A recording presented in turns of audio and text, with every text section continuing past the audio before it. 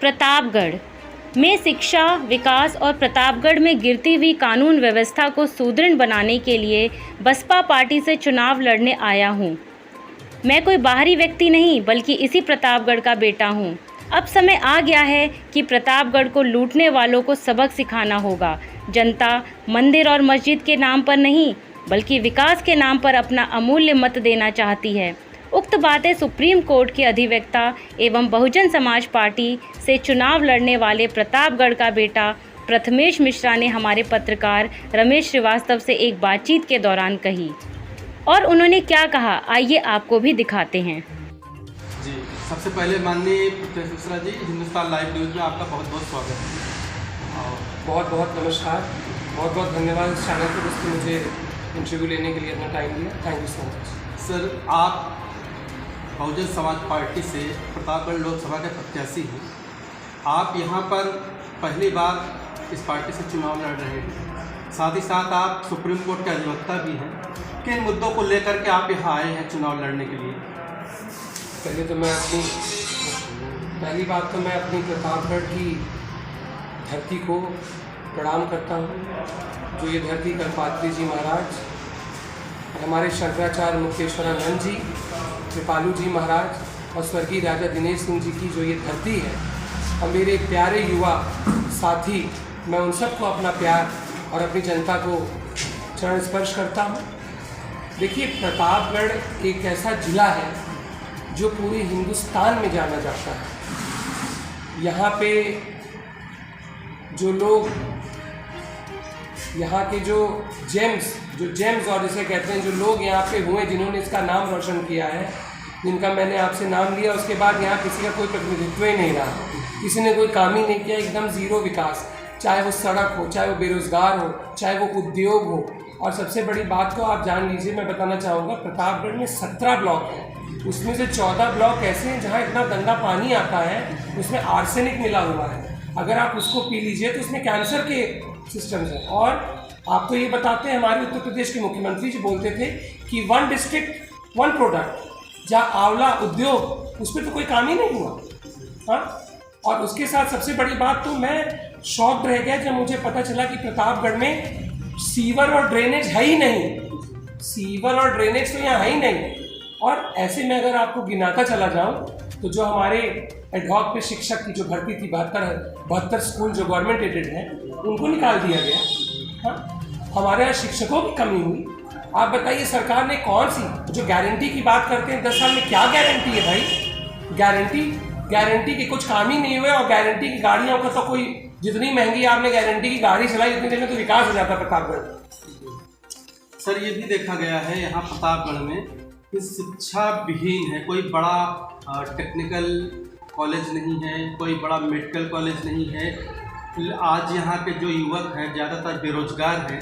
उस बारे में, चूँकि आप अधिवक्ता हैं सुप्रीम कोर्ट के, जब बहुत सारे लोग आपके पास जाते होंगे, तो ये जो बेरोजगारी का आलम प्रतापगढ़ में है, इसके बारे में सर आप क्या? देखिए, आपने बहुत सही सवाल पूछा। मैं तो सुप्रीम कोर्ट का अधिवक्ता हूँ और यहाँ के लोगों से मेरा बहुत जुड़ाव है, चाहे वो पत्रकार हो, चाहे वो डॉक्टर हो, चाहे वो हर क्षेत्र के लोग हो। आप सबसे बड़ी बात ये देखिए ना, मेडिकल कॉलेज, टेक्निकल कॉलेज, किसी चीज़ का कोई प्राविधान नहीं। सरकारी स्कूलों की दशा, सिर्फ अगर स्कूलों में किसी ने काम किया तो अपने पंडित मुनीश्वर दत्त उपाध्याय जी ने जो कॉलेज बनाए, उस कॉलेज को भी लोगों ने कब्जा कर लिया। उसकी स्थिति बेकार है। स्कूल है नहीं कायदे के। प्राइवेट सेक्टर में थोड़े बहुत स्कूल चल रहे हैं, उनकी फीस इतनी हाई है कि हर आदमी अपने बच्चों को नहीं पढ़ा सकता। और आपको मैं बताना चाहूँगा, पत्रकार बंधु जो हमारे गांव से आते हैं, शहर में रहने आते हैं, फिर वो गांव जाते हैं, उनके पेट्रोल का पैसा लगता है। तो मेरा तो ये सोच विचार है, उनके लिए आवाज़ तक नहीं है। यहाँ पे जो बच्चे कोचिंग पढ़ने आ रहे हैं स्कूल में, उनका यहाँ पे कहीं आवाज़ नहीं है, हॉस्टल। आप ये बताइए, क्या विकास की बात कर रहे हैं प्रतापगढ़ में? आप मुझे गिना दीजिए, 2 यहाँ पे आपके विधान परिषद और स्थायी सांसद चुनाव लड़ने जा रहे हैं। एक ने 18 साल तक विधान परिषद में काम किया, एक ने यहाँ पे विधानसभा में भी रहे और लोकसभा। तो जनता तो उनसे रिपोर्ट मांगे ना ये काम का।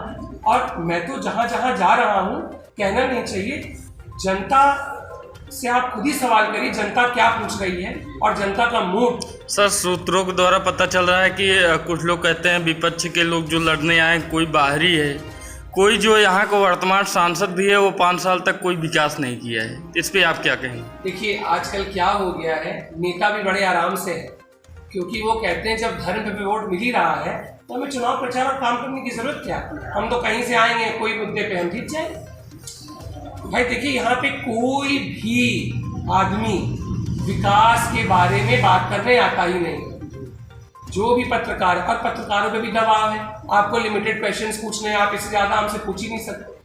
हाँ, फिर वो कह देंगे भाई देखिए गोदी मीडिया है, मैं तो गोदी मीडिया से बहुत दूर रहता हूँ, और जान लीजिए चाहे वो सपा हो, चाहे वो कांग्रेस हो, चाहे वो भाजपा हो, सबको आप लोगों ने देखा, सबके काम देखे। और हमारी बसपा जो बहन जी हमारी मुख्यमंत्री रही, 7 साल का वो कार्यकाल आपने देखा जो उन्होंने काम किया, चाहे वो लड़कियों के लिए हो, चाहे वो लड़कों के लिए, चाहे वो हर समाज के लोगों के लिए हो, आपने उस चीज़ को ज़रूर महसूस किया होगा।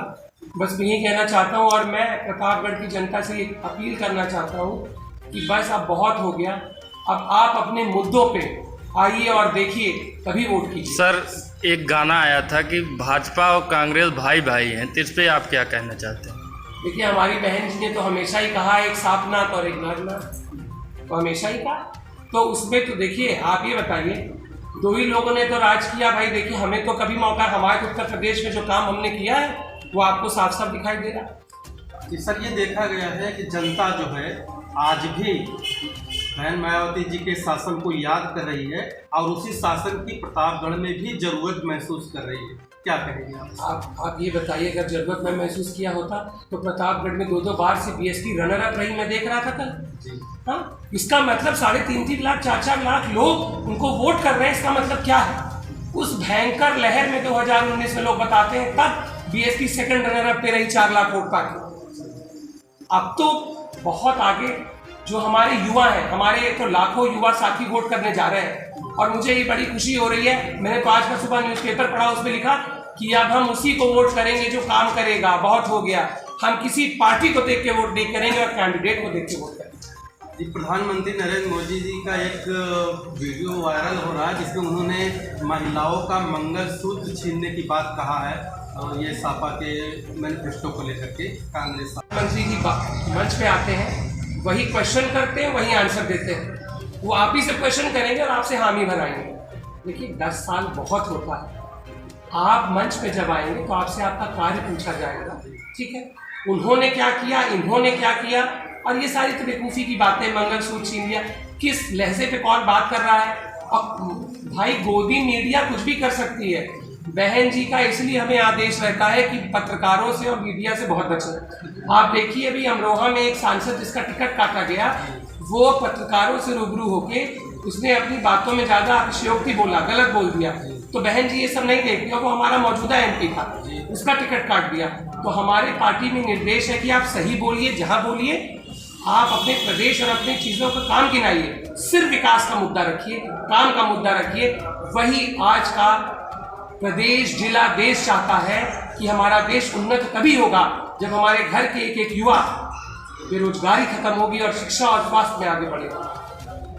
सर यहाँ प्रतापगढ़ की जनता जो आपसे जुड़ रही है या जुड़ना चाहती है एक युवा चेहरे को लेकर के और सुव्यवस्थित कानून व्यवस्था और विकास को लेकर के, उनके बारे में आप कुछ कहना चाहते हैं, कोई अपील करना चाहते हैं?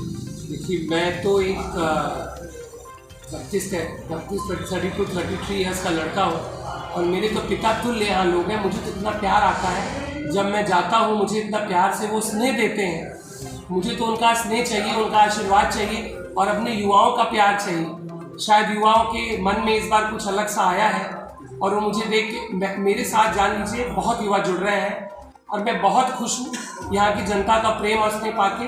और मैं चाहता हूँ अगर मुझे इस देश की सबसे बड़ी पंचायत में भेजें तो मैं इस प्रतापगढ़ की आवाज़ को उठा के और उनके लिए जो वो कहेंगे मैं छीन के लाके इस प्रतापगढ़ में लाके दूंगा, मैं ये वादा करता हूं। सर सुनाई दे रहा था पूर्व विधायक संजय तिवारी का टिकट फाइनल होने वाला है, तो फिर उनका काटा क्यों गया, आपको मिल गया? ये देखिए ये तो यहाँ के लोग मनगढ़ंत बात करते हैं, जो हमारी पार्टी की मुखिया हैं उनके हाथ में सब रहता है, कौन काट रहा है कौन बैठ रहा है। उन्होंने अवसर दिया, वो भी आपके यहाँ विधानसभा में विधायक रहे, तो सबको मौका मिलता है एक बार। अब आपका ये हर मौका, ये बहुजन समाज पार्टी है, ये बहुजन समाज। सर एक आखिरी सवाल, यदि आप लोकसभा में जीत करके जाएंगे और वापस आने के बाद प्रतापगढ़ की जनता का स्वागत और युवाओं का स्वागत आप किस रूप में करना चाहेंगे?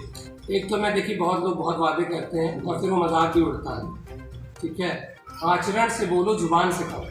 मेरे बाबा कहते थे कर्म करिए, काम कीजिए और सामने ऑटोमेटिक दिखेगा। 5 साल बहुत छोटा समय होता है, 5 साल बहुत छोटा समय होता है, ठीक है। अगर मुझको यहाँ रहना है, काम करना होगा, वरना जैसे आज स्थायी सांसद, स्थायी लोग चुनाव लड़ने आए, उनको धिक्कार रही है जनता, दोबारा मुझको धिक्कारेगी, तो मुझे ऐसा कोई काम नहीं करना है।